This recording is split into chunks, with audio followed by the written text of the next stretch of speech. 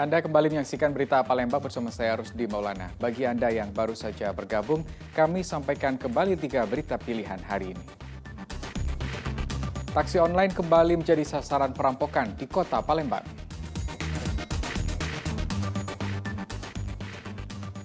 Pantauan lahan gambut melalui udara dilakukan untuk mengantisipasi terjadinya kebakaran hutan dan lahan di Kabupaten Ogan Komering Ilir.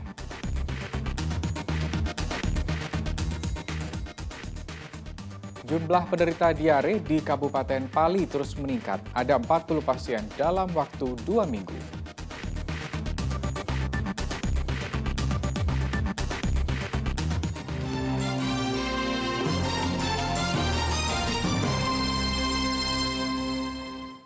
Ya, DPRD Kota Palembang menggelar rapat paripurna ke-6 masa persidangan pertama tahun 2022. Agenda kali ini adalah mendengarkan penyampaian 3 raperda oleh Wali Kota Palembang.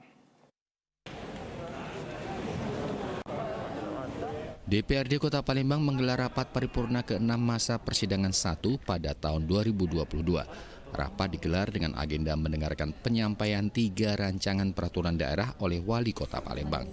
Pembahasan 3 raperda tersebut meliputi tentang pembentukan dan susunan perangkat daerah Kota Palembang, grand design pembangunan kependudukan, dan pengelolaan keuangan daerah.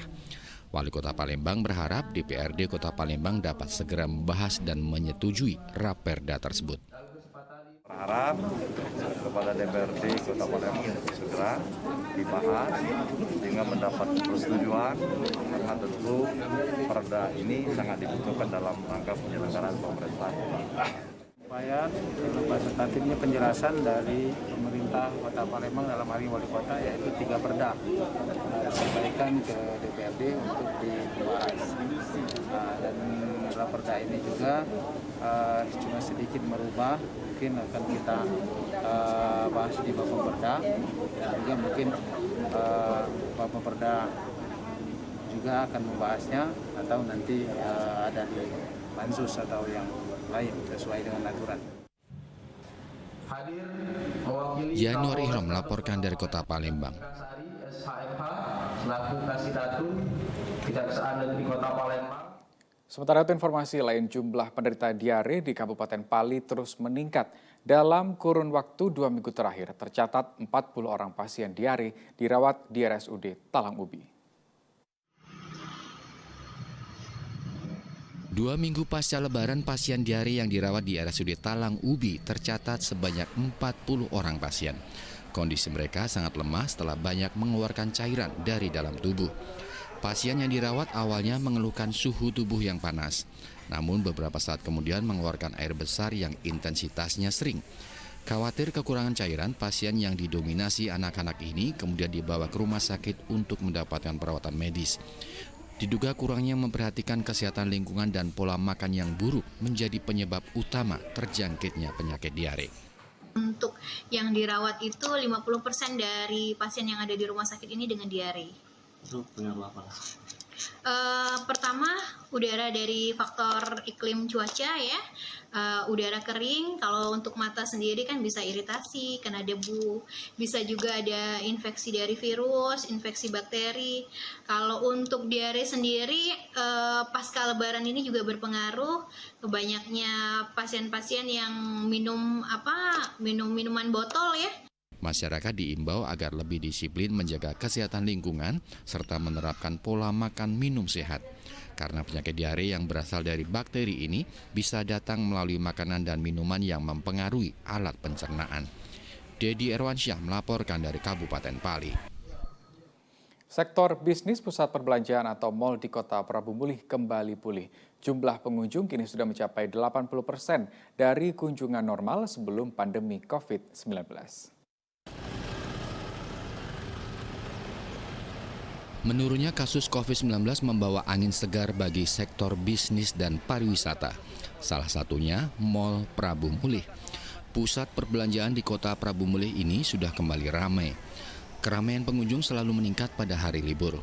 Jumlah pengunjung kini sudah mencapai 80% dari kunjungan normal sebelum pandemi COVID-19.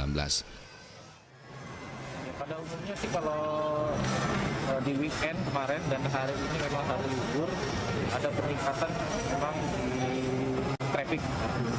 Kalau kita bicara normalnya seperti dulu mungkin sudah hampir mencapai 80% dari normal sebelum pandemi. Jadi sudah agak mulai bergejolak untuk dari sisi penjualan, sales, segala macam.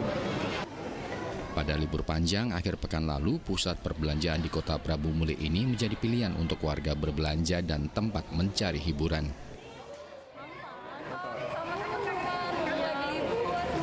Nonton apa? Nonton dari Kenapa sih nontonnya harus hari ini atau nggak hari lain? tanggal merah kan, biasanya di apa sekolah lagi libur. Kunjungan ke mal di Kota Prabu Muli selama liburan ternyata tidak saja datang dari Kota Prabu Muli, tetapi juga dari kabupaten tetangga seperti Kabupaten Muara Enim dan Kabupaten Pali. Yanuar Ihrom melaporkan dari Kota Prabu Muli. Anggota Ditpol Airut Polda Sumatera Selatan mendapatkan penghargaan atas keberhasilan menggagalkan penyelundupan benih lobster di Kabupaten Banyuasin. Penghargaan diberikan oleh Kapolda Sumatera Selatan.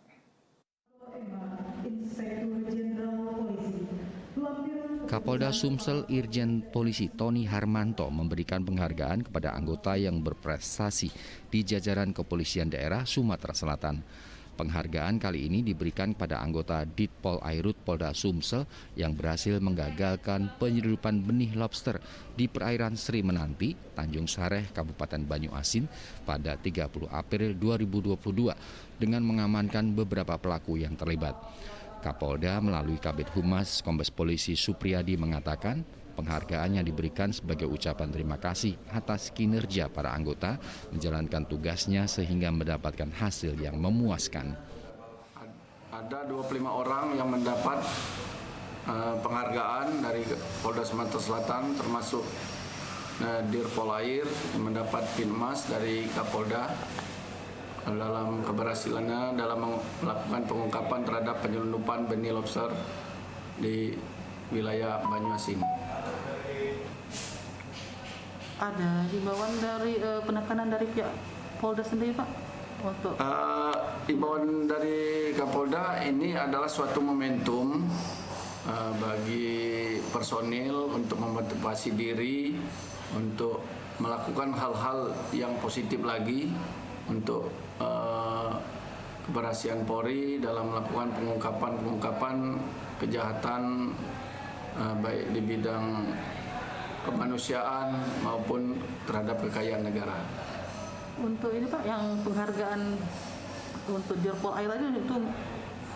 Untuk penghargaan Dirpol Air itu berupa pin emas dari Kapolda. Sedangkan yang lain ada yang perak, ada juga yang mendapat penghargaan surat penghargaan dari Kapolda Sumatera Selatan. Ada dua macam penghargaan yang diberikan kali ini yaitu pin emas dan pin perak. Yanuar Ihrom melaporkan dari Kota Palembang. Kita simak informasi lain dari Kodim 0402 Ogan Komering Ilir yang menyalurkan bantuan langsung tunai minyak goreng kepada 10.000 pedagang kaki lima, warung dan nelayan di Kabupaten Ogan Komering Ilir. Bantuan ini diharapkan dapat membantu pemulihan ekonomi nasional dari dampak pandemi COVID-19.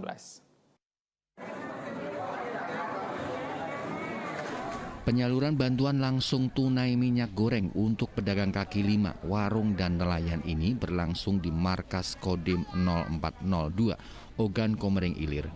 Warga menerima uang tunai sebesar Rp300.000 setiap kepala keluarga. Bantuan dari Presiden ini disalurkan kepada total 10.000 masyarakat kurang mampu di Kabupaten Ogan Komering Ilir. Yang pengen disampaikan cuman terima kasih buat Pak Kodim tuh atas bantuan BLT minyak gorengnya. Terus kalau udah perasaan pasti ya senang kan? Nah itu Beh. Ini 300 ini yang ininya yang perlunya untuk kebutuhan kita sehari-hari. Iya, untuk cukupan di rumah kan, nambah-nambah. Itu. Sesuai dengan petunjuk Bapak Panglima TNI bahwa untuk tanggal 18 Mei 2022 kita mulai melakukan penyaluran bantuan langsung tunai kepada pedagang kecil, warung kecil, dan nelayan yang ada di wilayah Kabupaten Oki, di mana bantuan ini merupakan bantuan langsung minyak goreng yang diberikan oleh Bapak Presiden Republik Indonesia Bapak Joko Widodo, sehingga nanti masyarakat yang kemarin menerima bantuan 600.000 per KK, yaitu bantuan BTP KLWN, akan menerima lagi bantuan langsung untuk minyak goreng ini sendiri, di mana masyarakat Kabupaten Oki berjumlah 10.000 KK dan akan menerima 1 KK adalah Rp300.000. Tentu saja melalui proses pendataan, kemudian penghimpunan data dan termasuk penyaluran, kita selalu cek dan melakukan seleksi dalam pelaksanaan ini karena ada. Supaya tepat sasaran, pihak Kodim 0402 Ogan Komering Ilir telah melakukan pendataan dengan bertemu langsung para penerima bantuan. Bantuan tunai pedagang kaki lima, warung, dan nelayan ini merupakan program pemerintah pusat dalam rangka menggerakkan kembali ekonomi masyarakat tingkat bawah untuk menjaga daya beli, kelangsungan usaha, dan penghidupan usaha mikro. Dedi Irwansyah melaporkan dari Kabupaten Ogan Komering Ilir. Ya, demikian berita Palembang hari ini. Saya Rusdi Maulana mengucapkan terima kasih atas perhatian dan kebersamaan Anda. Sampai jumpa.